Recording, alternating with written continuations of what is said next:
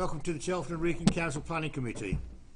This evening's meeting is held in public to ensure that all those involved or interested in the planning applications can see and hear how the decisions are made.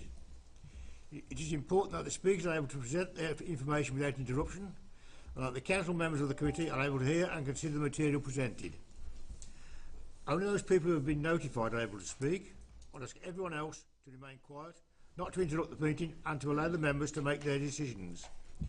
And I'd remind everyone that council meetings can be photographed or recorded, and ask all participants to recognise the importance of the planning process. And please let everyone silence or turn off their mobile phones. Okay. Item 1 on the agenda is apologies for absence. Chair, we have apologies from Councillor Gemma Offland, Councillor Ian Fletcher and Councillor Anne Withdrawn. Thank you. Declarations of interest. Any? Mr. Chair. Yes, Graham. Item, just get to it. 6.2. It's in my ward. I sit on one town plan, but I've had no dealing with it whatsoever. Okay, thank you. Any other declarations of interest? Right, okay, thank you. Item 3, minutes of the previous meeting. Are they true and correct record? Yes. Moved it? Yeah, Mr. Chair. Is that agreed? Yeah. Thank you. Item 4, deferred or withdrawn applications? There are none, Chair. None. Item 5, site visits planned? Not as yet, Chair. Not as yet. Sounds good.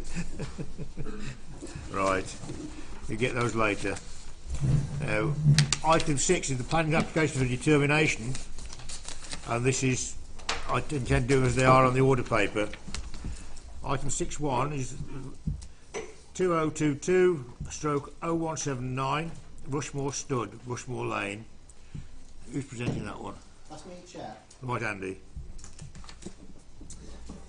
Good evening, members. This application seeks full planning permission for the creation of an earth bund, erection of fencing, creation of an access road, the siting of 2 shipping containers, the temporary siting of 1 static caravan and 1 touring caravan, the erection of decking adjacent to the static caravan, and the installation of a sewage treatment plant. As the work's already taken place, this application seeks retrospective consent. The applicant is applying for a temporary permission for both the static caravan and the touring caravan for a period of 3 years. The application site comprises an established equestrian business operating under the name of Rushmoor Stud, located in the rural area of Telford. The application is before committee, as has been called in by Councillor Jackie Seymour. Thank you, Chair. I have 2 speakers on this one. Councillor Andrew Eade, I read out the statement on behalf of Jackie Seymour, who was unable to attend, and Graham Moss, the agent. Andrew.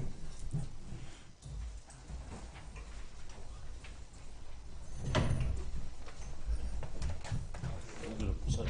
Are you going to speak for Councillor Seymour? Yes, that's right. All right. You did call me, didn't you? I did, Andrew, yes.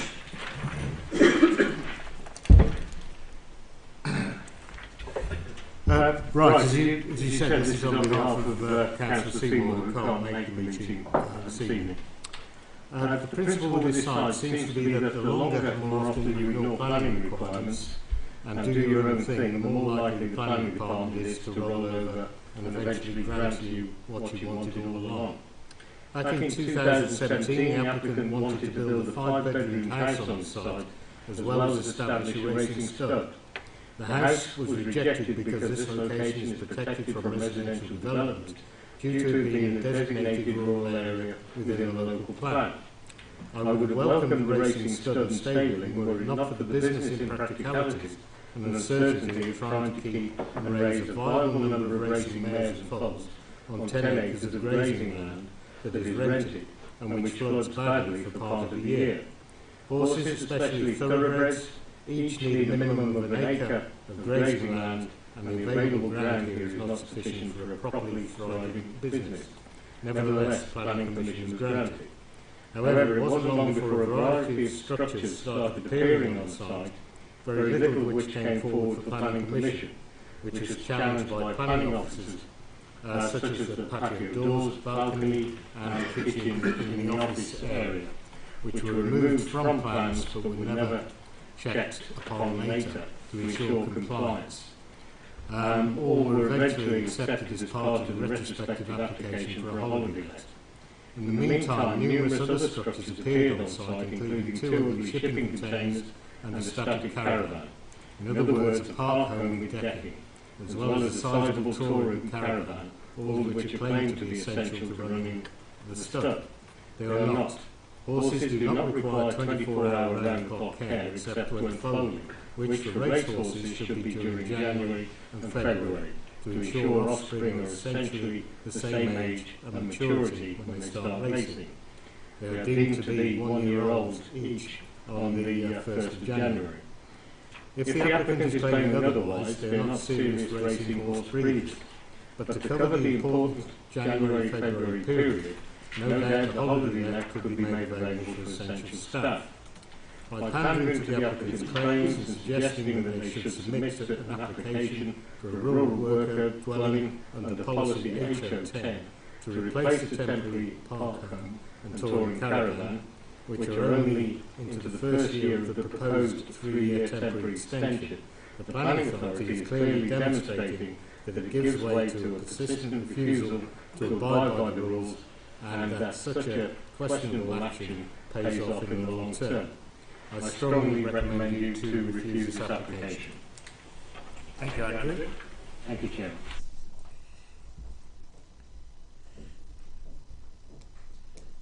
Right. Graham Moss, please. Thank you. I'm the agent for this application. Councillor Seymour has submitted almost exactly the same objection to pull this application in front of the committee as was done a few years ago in what would seem to be a personal vendetta. Using a position in this way would be extremely helpful to all of us if the facts were correct in respect to the objection. There has never been a refusal for a dwelling as stated in 2017 or any other time. There is also an autocratic tone in telling the applicant how his business should be run and what he should be allowed to apply for, in that it should only be strictly necessary on council's own terms. Fortunately, thank goodness, we live in a democracy where anyone is free to make any planning application they wish without constraint. Whilst I admit Mr. Evans, the applicant, goes about this in an unconventional way, the reason behind what he does is logical and a sensible augmentation to a successful business. The Planning Authority thankfully understands this with their recommendation. I urge the committee to vote with their proposal. Thank you. Thank you, Graham. Back to you, Andrew. Thank you, Chair. Members, Office has previously granted a temporary 3-year consent for the siting of the touring caravan, which expired on the 26th of October 2021. The applicant has outlined that the retention for a further 3-year period is required, as it is imperative that a member of staff is on site when foaling takes place between January and May. In addition, due to the nature of the business, it is important that the worker is present on site 24 hours a day in order to be able to assess whether there are any changes with the horse's health and behaviour, as this would require urgent attention. Officers are therefore satisfied with the justification provided and consider that due to the location of the static and touring caravans and the temporary nature of them, that they would not have a detrimental impact on the amenity of neighbouring properties or the character and appearance of the street scene. In respect to the other miscellaneous works which are being carried out on site, it is considered that these are acceptable in regards to scale and design and would not have a detrimental impact upon the rural character and appearance of the site. The local ward member has raised concerns over the necessity of the works which have been carried out. As the works are minor in scale, do not affect neighbouring properties and are clearly required to facilitate the operation of the business, officers consider them to be acceptable. With regard to shipping containers, officers acknowledge that these would not normally be supported as a permanent feature within the street scene. However, they are well screened by the mature boundary treatments around the periphery of the site and can only be viewed from limited vantage points. Officers have requested that the containers are painted green within 3 months of the grant of any consent in order to allow them to further blend in against the boundary treatments. Finally, the council's drainage team have been consulted on the application and raised no objection to the retention of the package treatment plant with the discharge into the surface water drainage ditch. The LPA are aware of a land ownership dispute with the neighbouring landowner in regards to the drainage of the site. However, this is a civil matter between both parties, not a material planning consideration, and this has been outlined to both parties. As such, in summary, there are no technical objections which would warrant refusal of this application, and therefore officer recommendation is that members approve the proposal. Thank you, Andrew. Open to the committee. Who wants to go first? I would remind people we've had a site visit on this a couple of times. Yeah, I mean, I do recall this one very well, and I'll be honest, I felt then that there was some kind of, I mean, the word vendetta has been used this evening, not by me, but I felt that there was, it seemed rather unfair, the pressure this particular applicant got. It doesn't appear to be any problem to nearby neighbours. Okay, some of the stuff's retrospective, which we don't like, but having read the information given by officers, and particularly the conclusion, I can't see a reason to refuse this. It's a business that, I mean, who are we to tell anyone how horse races, racing horses should be dealt with? I just think it's already doing well. We shouldn't be putting things in the way for it not to continue. So, personally, I see no reason other than to support the application. Thank you, Peter. Anybody else? Yes, Jim. Sorry, I've got a couple of things. Each of the paint, well, yes, painting the containers would help to blend it, but what about screening them and putting vines or something to grow up them, which would then shield them even more, like we do with oil tanks to properties? With that, the other thing, you're talking now money worth, horses worth hundreds of thousands of pounds, in some cases millions. They're going to need treatment and being cared for, especially when it comes to fouling time. So I can't see a reason why they shouldn't do this, have this cover. I agree with Councillor Scott.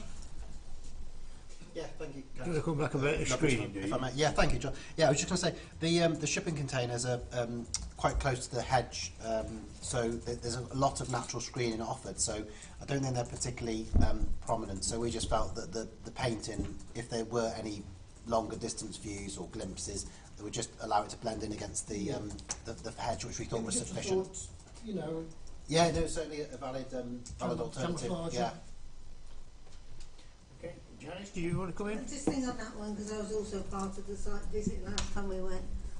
They were quite a distance from the road, and it's a very narrow road from what I can remember of it, and not one that a lot of people actually use.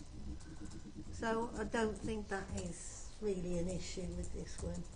And I do agree that, I mean, racehorses, any animals need cover and need somebody there to look after them. I do struggle with why have they applied for 3 years? What happens in 3 years? Do they have to reapply or? Yeah, so the NPPF, the National Planning Policy Framework, allows new enterprises or newish enterprises an ability to have a worker living on site for 3 years. It's to establish the business and make sure it's profitable, and then at the end of that 3 year period, the hope is that the business will have enough sufficient funds to be able to apply for a permanent dwelling. Now, the granting of the temporary consent by no means means members are making any comments or decision on the permanent dwelling. That would be a decision that you would make on any new application. So it's just to allow the business time to establish. Yeah, other than that, I've got. Okay. Anybody else? Nigel, did you want to comment? Yeah. Well, two points really. I mean, as has been mentioned, that they about this vendetta. Well, Rockwood Parish Council objects, and I think that possibly the ward member is just reflecting what the parish council is saying. and you know, why they haven't sent anybody to speak, I don't know. But I don't think it's a personal thing. I think it's more reflecting that the ward members doing what the parish council sort of has decided. It is interesting though about this mention that the ward member says about that it was refused back in 2017. So there wasn't any application in 2017. Is that correct? Yeah, we did have an application for a permanent dwelling, which was when the business was quite new at that point. I think it had been operational since 2016. But planning policy requires a business to submit accounts for 3 years, and they have to be profitable for a number of those.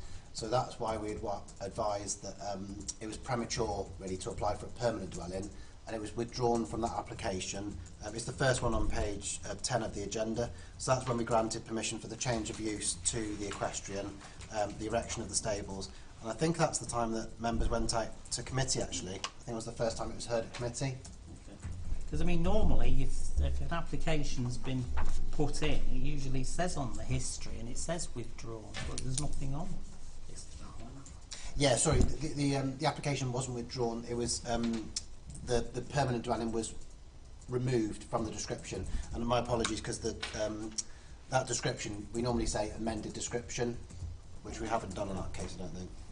Yeah, so I mean that should really have been included in the relevant history, really. So, I mean, the thing is that, you know, as it says later on in the report, you know, sort of there is going to be an application for a permanent dwelling, and I do feel that we're almost being backed into a corner on this one. But as far as reasons for refusal, you know, sort of, I think it's very, very difficult to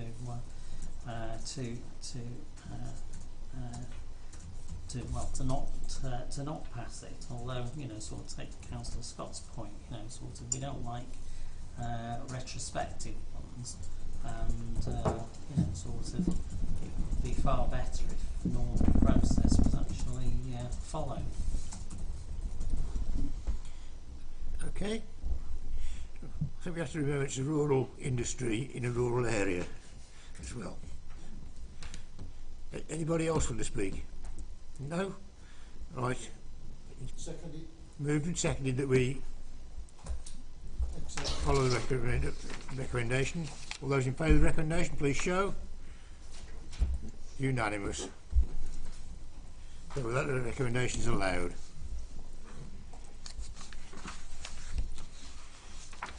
Okay. We'll now move to the next one, if I can find it. 6.2 it is, and that's the agenda item 6B. It's 2022-0629. The site of 1 to 10 Glebe Flats, Glebe Street. Who's doing that one? Sorry, Chair, it's me again. Members, this application seeks full permission for the erection of 67 affordable dwellings with associated access, parking, landscaping and public open space. The site is located on the junction of Glebe Street and High Street in Wellington.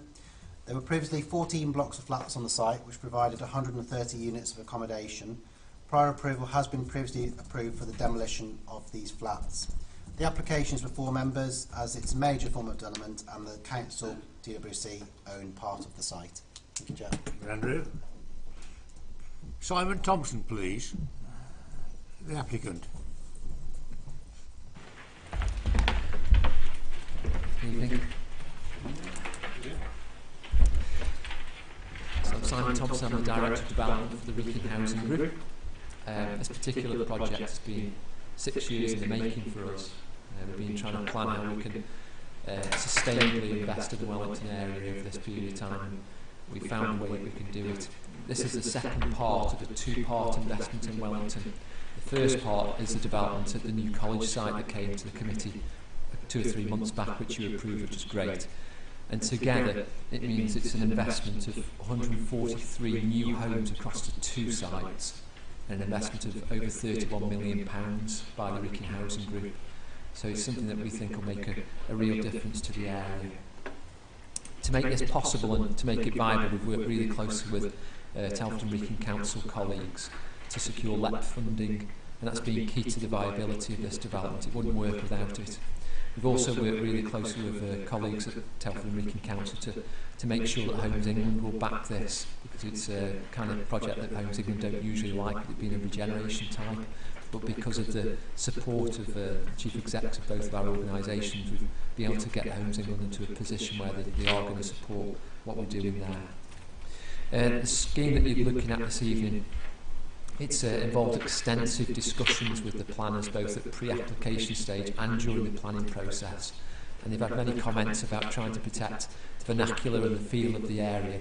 And we've taken on board those comments and adjusted how the development looks, so it reflects the comments that have come back to us, and it protects the character of the area, which we feel is very important. And the result, it's the removal of 130 existing properties that are no longer fit for purpose, which, as the Chair said, are already being demolished as we speak now, and they'll be replaced with 67 new affordable quality homes, which will be great for the area. In addition to the investment in the area, in addition to the community impact and the benefit to the community and the new homes that this provide, we've also worked very closely with our developer partner, which is Lovells, to really identify opportunities for social value, so we can maximise apprenticeship opportunities, work placement opportunities to bring further benefit through this project. So all in all, we really do feel that this is bringing forward a development that will be truly place shaping. So thank you very much. Thank you, Simon. Back to you, Andrew. Thank you, Chair. The former units of accommodation were not NDSS compliant, did not meet accessibility standards, had very limited private amenity space, and had no designated parking for residents. The proposal provides a mix of accommodation with dwellings, apartments and bungalows. The scheme will provide 100% affordable housing, which will be managed by Wrekin Housing Group. All of the proposed dwellings comply with NDSS standards, and 19 dwellings have been provided which meet Part M42 standards in respect of accessibility. These dwellings consist of 10 bungalows and 9 ground floor apartments. In respect of parking, the applicants are providing a total of 14 spaces over the number required by the local plan standards. Solar panels are proposed on a number of dwellings, and full details of which will be provided by condition. The site is located opposite the Wellington Conservation Area, but not located within it. The applicants work proactively to try and meet as many of the Conservation Officer's requests as possible. There's been one small omission that's not been possible, and that's the continued provision of fascia boards on the properties. However, on balance, officers consider that the regeneration of the site will result in a marked improvement to the character and appearance of the adjoining conservation area and the site itself. There are no technical objections which warrant refusal of the application, and members are therefore asked to approve the proposal. Thank you. Up to committee. Graham? I form welcome this site because I live opposite the site, but Glebe Street is going to have a major lot of traffic on it. Is there any chance of any 106 money could be used to put a pedestrian crossing there? Because kids use it to go to school. And also, are there going to be any less charging points on these houses? No problem. So the Council's Highways Department have been heavily involved from the pre-app stage, and we can only ask for crossings if we're advised by our highway experts. They've assessed it, and they don't consider that they can ask for that provision, so we haven't sought that in this instance. In respect of the EV charging points, yes, to meet current building regs, you have to provide a proportion of those within the scheme. Anybody else? You're all quiet tonight. Nigel? Yeah. Well, it's desperately needed because I drive past there quite regularly, and yeah, it looks quite a nice development. It's a shame that there's fewer, that there's a net loss of houses, but what I was interested in is how come it doesn't trigger any education contribution? Because I would have thought that number of dwellings and obviously with the pressure on the schools anyway, that I'd be interested to know why it doesn't actually contribute to it. And then the other thing is yes, great that there'll be EV charging points, and I see that there's solar panels in the conditions, but is there how many solar panels will there be? Because I don't know if is there any guidance on the numbers or anything. I mean, I know it very much dependent upon the orientation of the properties, but be interested to know if there's any number of solar panels indicated. Yeah, thank you, Chair. I can answer the question about the contributions. Because there's a net reduction, because there's there were 130 units on site previously, and they're being replaced by 67, there's lesser demand, so that's why we haven't been able to seek contributions towards, namely, education. And then, in respect to the solar panels, the properties haven't been determined on which ones are going to be located on. So at the time of writing the report, the applicants were carrying out a feasibility study on which properties would benefit from it the most in terms of, obviously, their orientation on the site. So that's why it's conditioned. Peter? I'll be nice and brief on this one, really, because, I mean, really, we're getting affordable housing. We're getting an area of Wellington that needed a bit of redevelopment. I think this is just one big good news story, and I can't see any reason to say anything negative about it. I support it. Anybody else? Jim moves the recommendation. Seconded. All those in favour of the recommendation, please show. Anybody against? We've noted that, Andrew. Yeah. Okay. That brings us to the end of the agenda.